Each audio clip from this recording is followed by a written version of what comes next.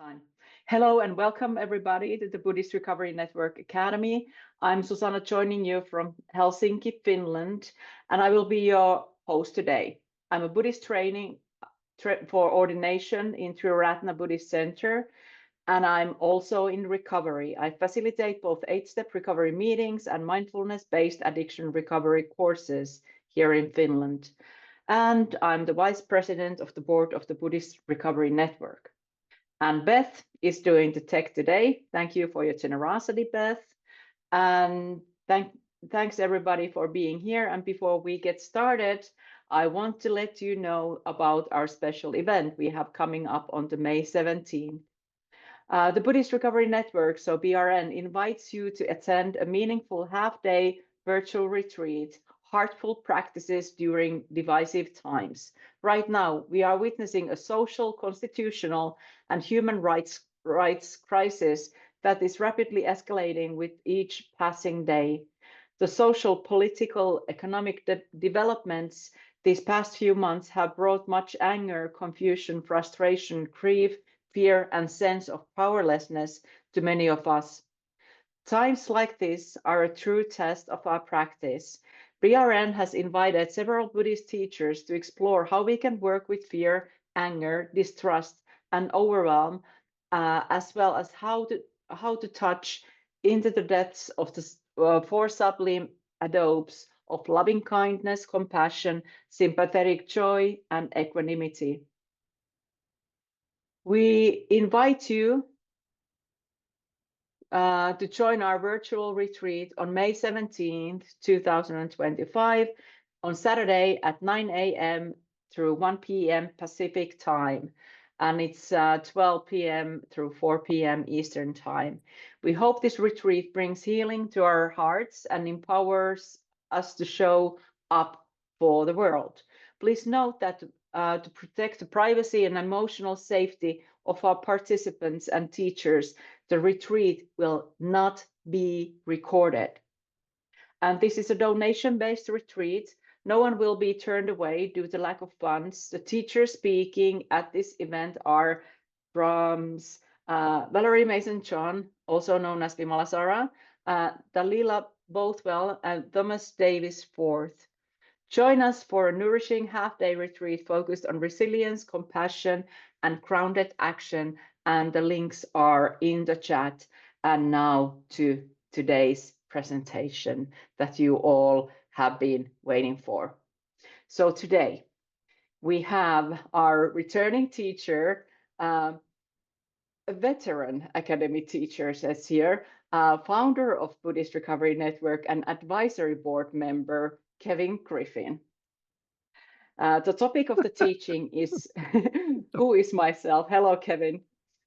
I'm going to tell a little bit more about Kevin in just a moment. So don't say too much. Don't give me away.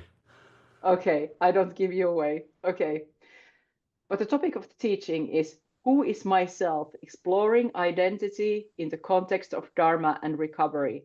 All of our teachings are given freely, and we're blessed with some amazing teachers who have experience on the cushion, experience working with body, speech, and mind, experience in the ongoing practice of recovery by the way of Dharma.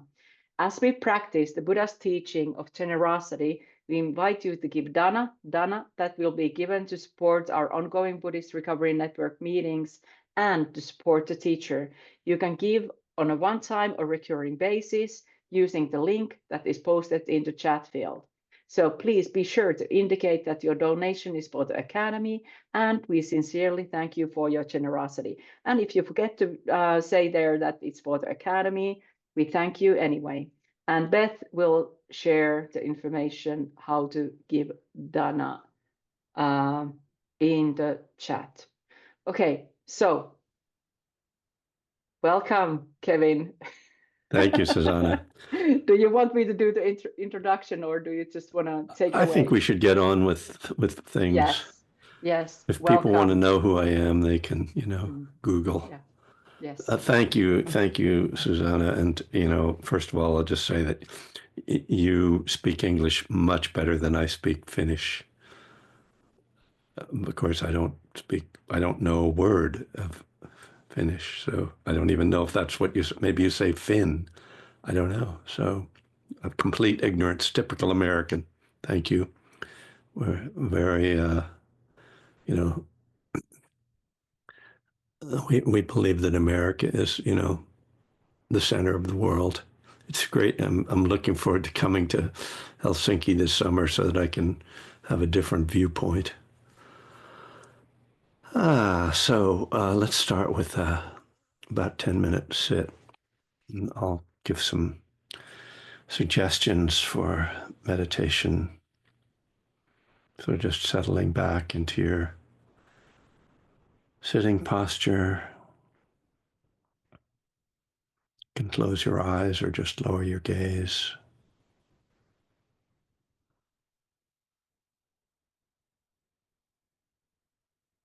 And just tuning in, first of all, to your body and any energies, feelings, just feeling how you are right now.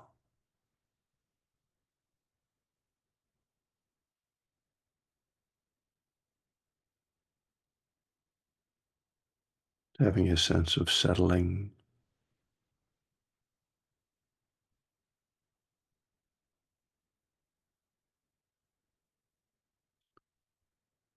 just releasing any tension in the body,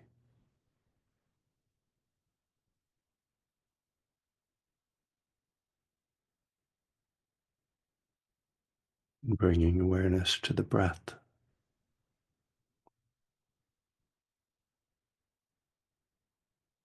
Just feeling the body breathing.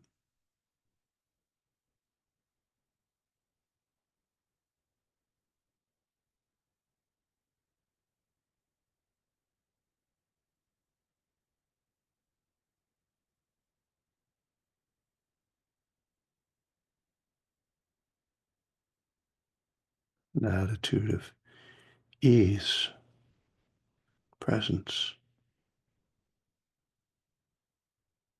nothing to do right now, nothing to figure out.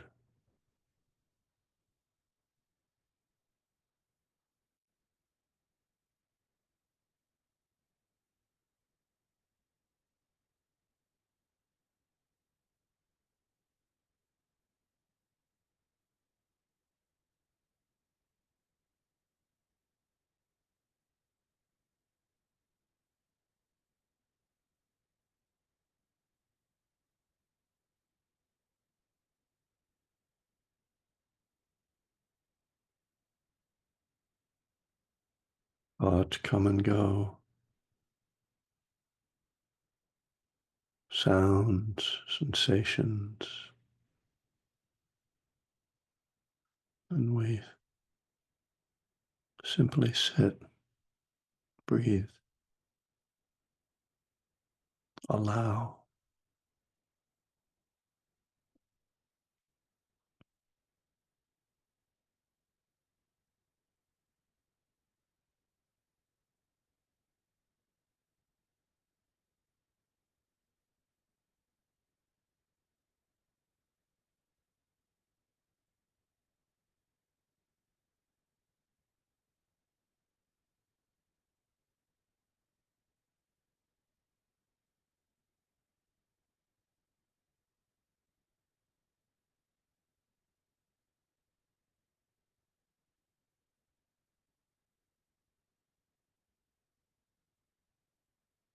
Keep coming back to the breath.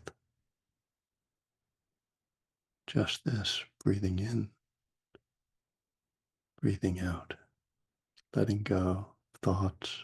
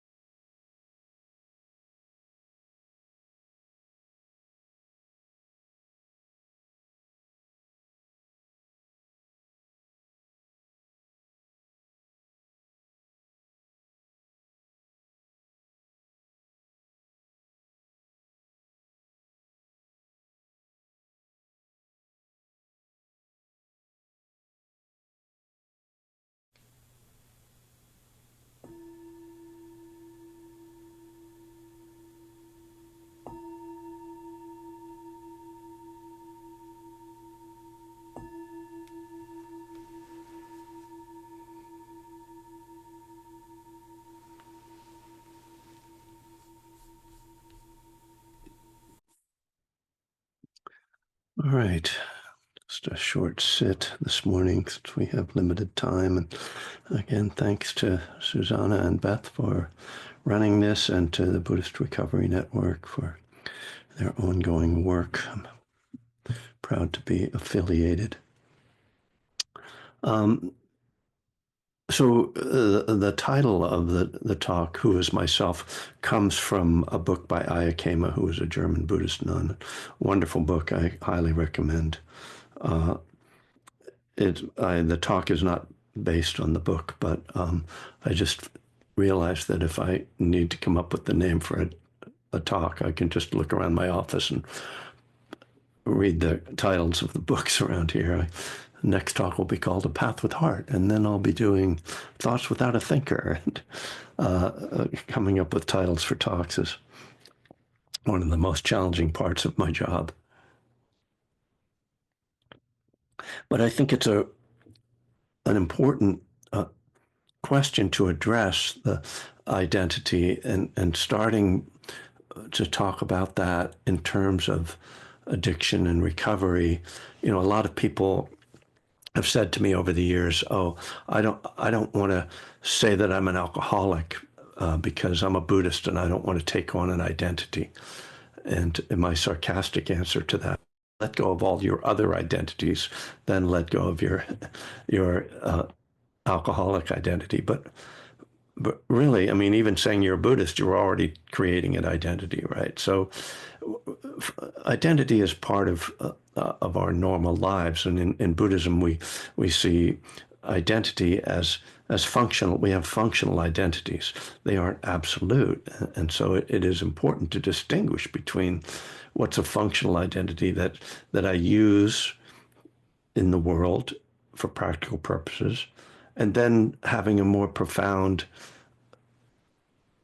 understanding of what the Buddha said about self and identity. And it's not that one is more true than the other. They're both true. They both have realities. The question for me is less about, and primarily the first question to address to me is, how is identity causing suffering or helping me to end suffering? Because that's the question. I don't really care if I have 100 different identities if they're not causing me a problem. Of course, the Buddha talks about this in the first teaching, that we cling to identity in various different ways. And I'm going to talk about that in a moment. But first, I want to talk about identity as an addict and what so first of all, before I got sober, I thought that the way I used drugs and alcohol, that using drugs was an expression of my rebellion. So I identified as a kind of rebel, as an outsider. And that the fact that I smoked pot every day wasn't that I was an addict, that I was addicted to marijuana, but it was that I was a musician and an artist and a hippie, and it was my way of being, giving the finger to the mainstream world. And as for drinking, I just thought anybody who doesn't drink is weird. So that was just normal to drink, right? When I realized that those things weren't working, and I went to an AA meeting and said, I'm an alcoholic, even though I didn't totally believe that, it completely shifted my relationship to drugs and alcohol. And yes, I was taking on a different identity. But the fact is that the identity I'd had before was creating suffering, and it was truly false. Saying I'm an alcoholic is, it's an idea, it's an identity, but it's probably a more accurate one than, oh, I was a rebel. Sure, I was a rebel. what good was that doing me, So just to acknowledge that there are always going to be these identities. Now I'm uh, identified as a Dharma teacher, a writer, all these things. They're just things that I do. That's not who I am. I'm a husband. I'm a father. When if I get divorced, what happens to that identity? Does it just dissolve? So we see that these are just ways of operating in the world. And what we want to know is, are they functional or are they dysfunctional, basically? Is it helping me or not? And our practice, one of the things that our practice can do is show us how we are clinging to something that's not helping us, an identity that's causing us suffering, or something that's helping us. So the way the Buddha talks about identity is that we build it out of 5 aspects of our experience and those 5 are just what makes up our experience of a body and a mind. I'm going to draw now from Bhikkhu Bodhi's book, The Noble Eightfold Path. The last chapter of this book is called The Development of Wisdom. And he goes through briefly, so this is these 5 elements called the 5 aggregates. And in the first sutta, when the Buddha talks about suffering, he says, in brief, the 5 aggregates of clinging are suffering. So these 5 aggregates of clinging are material form, feeling, perception, mental formations, and consciousness. And according to Bhikkhu Bodhi, material form constitutes the material side of existence, the bodily organism with its sense faculties and the outer objects of cognition. So our eyes and the things that we see, those are the outer objects of cognition, the things we see, the sound, our ears, and then the things that we hear. The other 4 aggregates constitute the mental side. Feeling provides the affective tone, so whether things are pleasant or unpleasant or not, or neither, neutral. Perception, the factor of noting and identifying, so how we kind of label things and name things. The mental formations are the volitional and emotive elements, so our volition, our intention, and so basically this is where thoughts and emotions show up in this sort of framework, mental formations or volitional formations. And then consciousness, the basic awareness essential to the whole occasion of experience. So consciousness is what completes the experience of, say, hearing. There's my ear, and then there's a sound. But then there has to be consciousness in order to be actually aware of the sound. There can be a sound that's in my environment that I don't hear because I'm not paying attention to it. So that's the role of consciousness. So what the Buddha says is that with each of these 5 aggregates, I know this is a little dense, but stay with me. And this is something, it takes time to really absorb this teaching, but hopefully I can explain it in a way that makes some sense at this point. What happens with these 5 aggregates is we either identify with them or we think we own them. So when I look in the mirror, I say, what? That's me. So I'm identifying that that's me. In fact, I can see me right here on this screen. That's me. And you can, if you've got, the right view on, you can see yourself right now, right? That's you. And when I see me, so that's identifying. And then when I see that, I say, that's my body. So that's owning it, right? Those are the two ways that we relate to the aggregates. There's a feeling. I feel it. That's my feeling. I own it, and it is me. And so then with perception, I'm having a perception. I understand this. I believe this. I identify this. That's me. Volitional formations. It's my thought. It's my intention. And consciousness, my consciousness. So we can see that we think of all these things individually and together as ourselves. And so the Buddha addresses this this supposition in the second got my little connected discourses here. In the second discourse he gives, he addresses this. He says, form is non-self. It's not you. He says, if form were self, this form would not lead to affliction, and it would be possible to have it a form. Let my form be thus, let my form not be thus. So what he's saying is,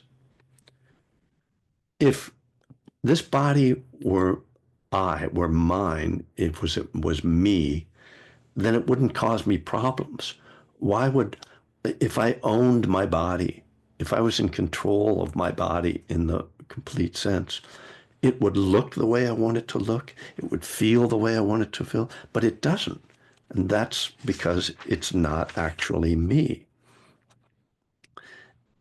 He then goes on to say, is form permanent or impermanent? And he's addressing his monks. The monks say impermanent. Does it lead to happiness, or is it unsatisfactory? It's unsatisfactory, sir. Is what is impermanent and unsatisfactory and subject to change fit to be regarded, this is mine, this I am, this is myself? No, venerable sir, say the monks. And then he goes through all the aggregates. Says, if feeling were self, it would be possible to say a feeling, let me feel this, right? You know, let my feelings be this. But I can't do that. Feelings just come and go. I'm not in control of them. Again, with perceptions, let me perceive things the way I want to perceive them. No, I just perceive them through the way I've been conditioned to perceive them.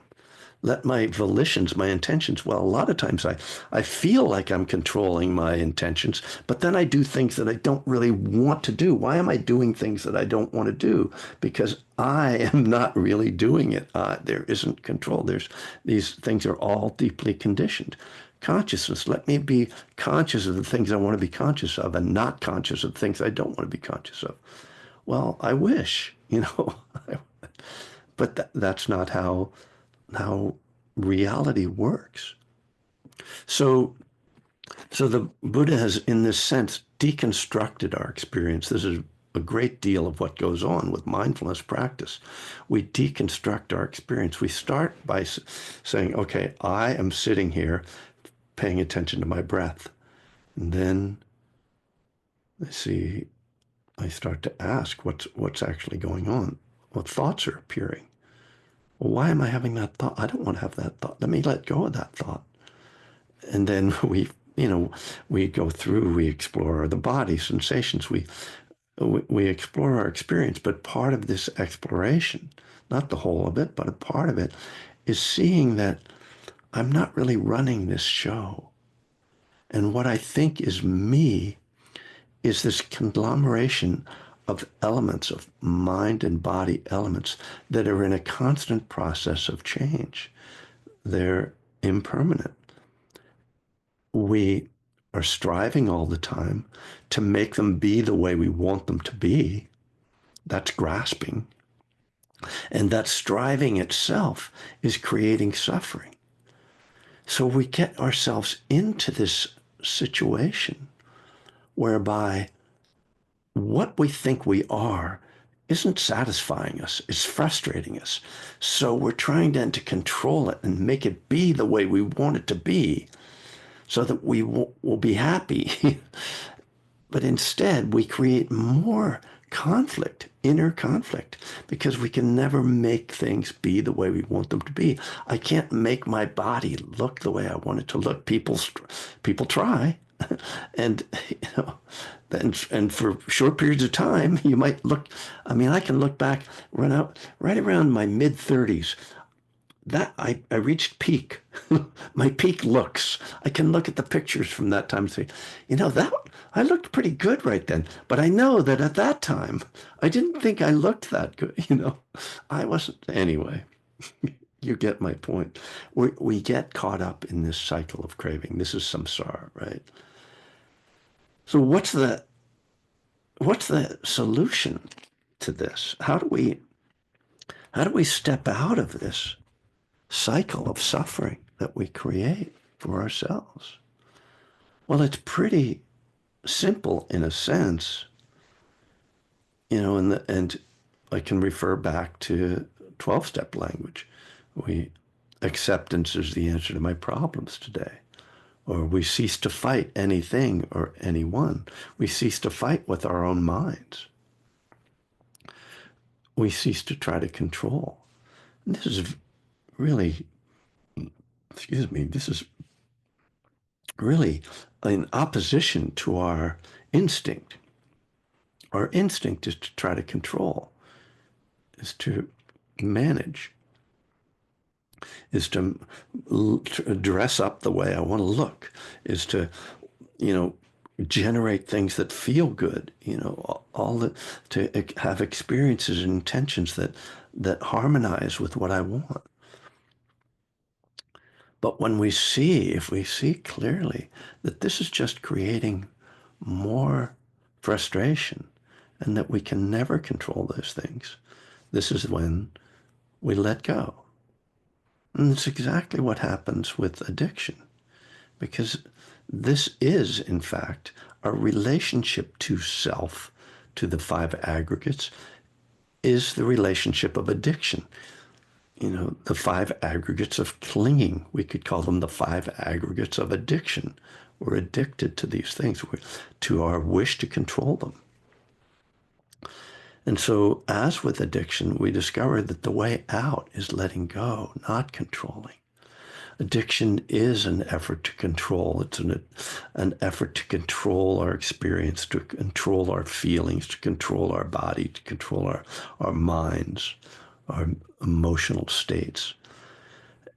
And as any recovering addict will tell you, that effort to control failed. We could never control that. And it was only when we let go that we found the freedom of recovery. So this is another one of those places where we see that the Dharma and addiction and the Dharma and recovery, cross and intersect,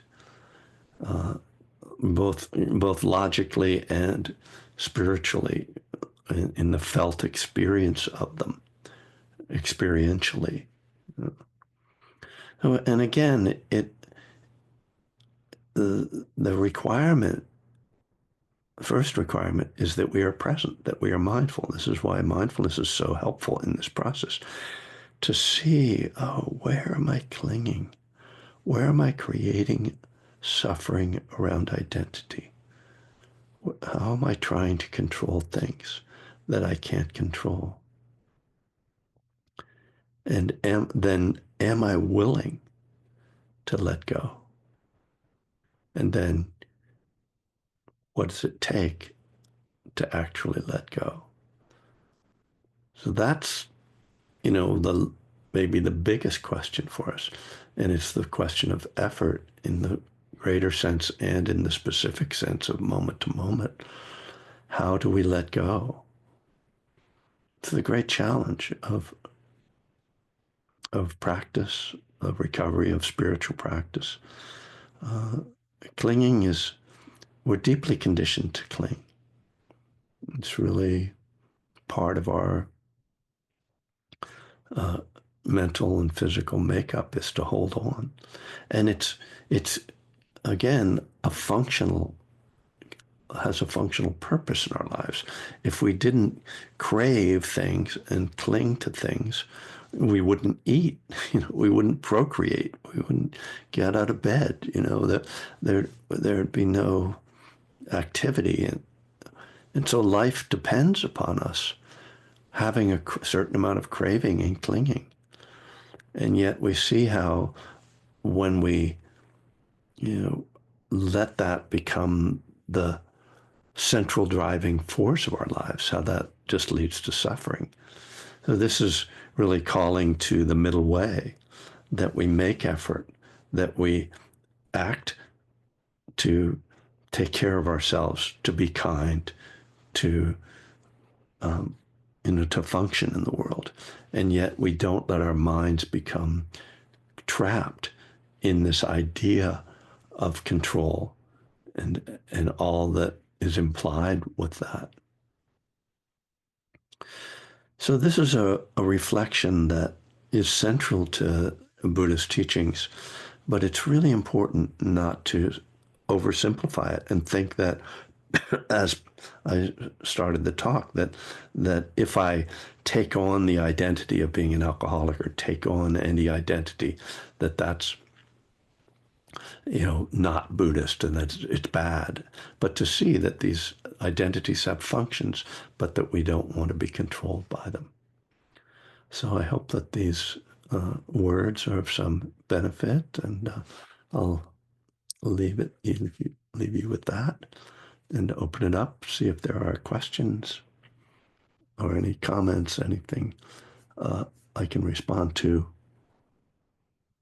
Thank you, Kevin. Okay.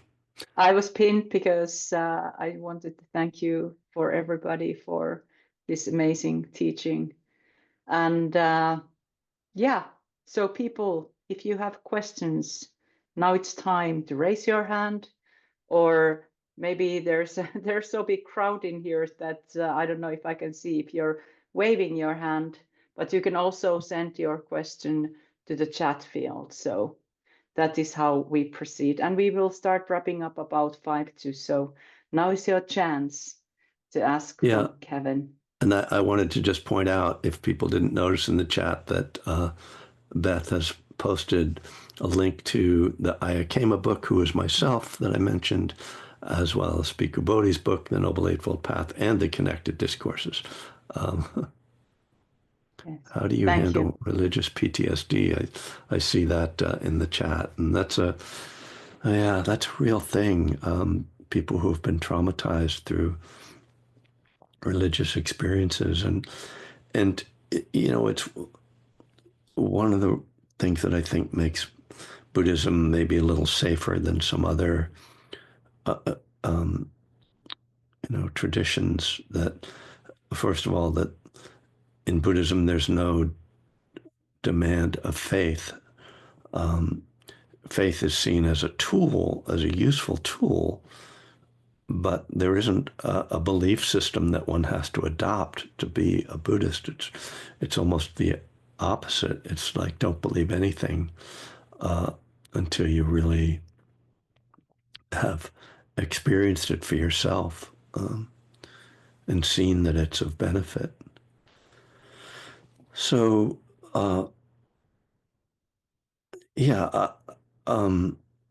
beyond that, hard for me to say much more about that question without sort of understanding more of what the questioner is coming from. Cult-like thinking has threatened. Yes, well, yeah. So, I think it's useful to think about what a cult is. A cult doesn't have to be religious. We see political cults.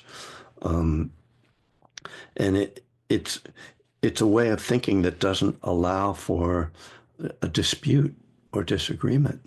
It's a way of thinking there's one truth, and nothing can challenge that, and there is no gray. They're all black and white. And as soon as I hear or see something like that, I kind of turn around and run the opposite direction. It's generally very harmful. And yeah, I mean, to recover from that, I mean, that takes a lot of care, a lot of, I would say, suggest therapy and really avoiding those settings. I mean, there's a lure in people and systems that promise some kind of salvation if you'll just follow everything they tell you to do. And I got involved with something like that briefly before I got sober, and fortunately I got out of it pretty quickly. But yeah, it's certainly wounding. I don't have much of a, it's not an area of my expertise that I can give much more advice on.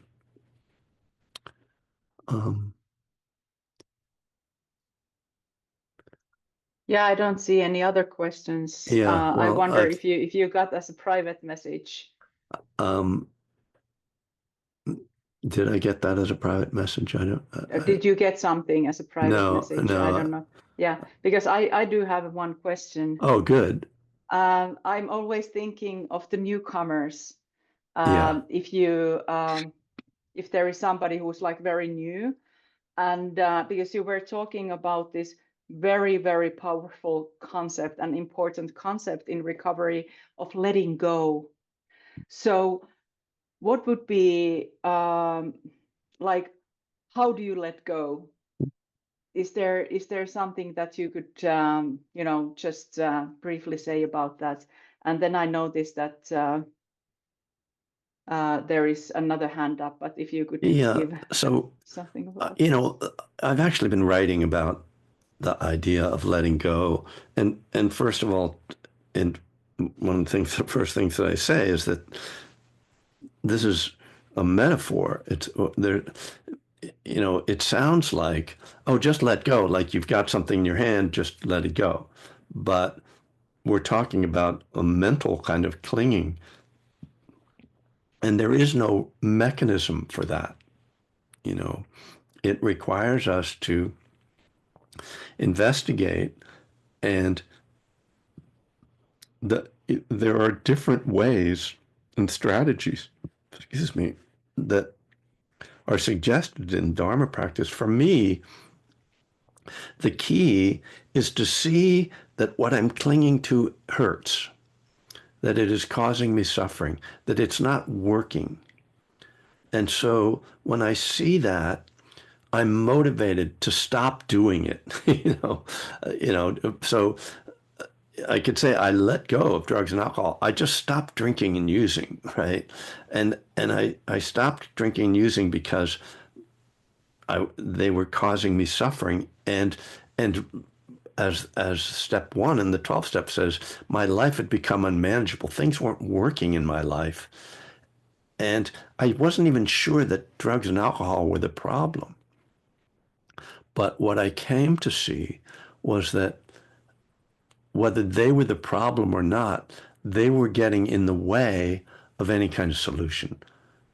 So to me, letting go in the sense of drugs and alcohol is just stopping. And then, because when you say, oh, let go of craving, I mean, there's no instant way to do that. We turn away from it. We do something else. We cultivate something positive. So it's a whole process. It's a lifestyle, right? Letting go really involves all kinds of work. There isn't just one way to let go. And then we have to be, what are we talking about letting go of? If it's thoughts, is it emotions, is it physical pains, is it behaviors? And each of them requires different strategies. So there isn't some instant answer I can give. That's why I'm trying to write a book about it, you know, because I'm realizing like there's so much, so many layers to this. Yeah. Thank So you. yeah, And what I got from your answer is that it can also be letting go can be not doing something, you know. So it, yes, yeah, right. Just yeah, not doing yeah, it is letting go, right? yeah, So there's yeah. some questions in the chat. There's some hands up. Let me go back and forth. First, start with JT.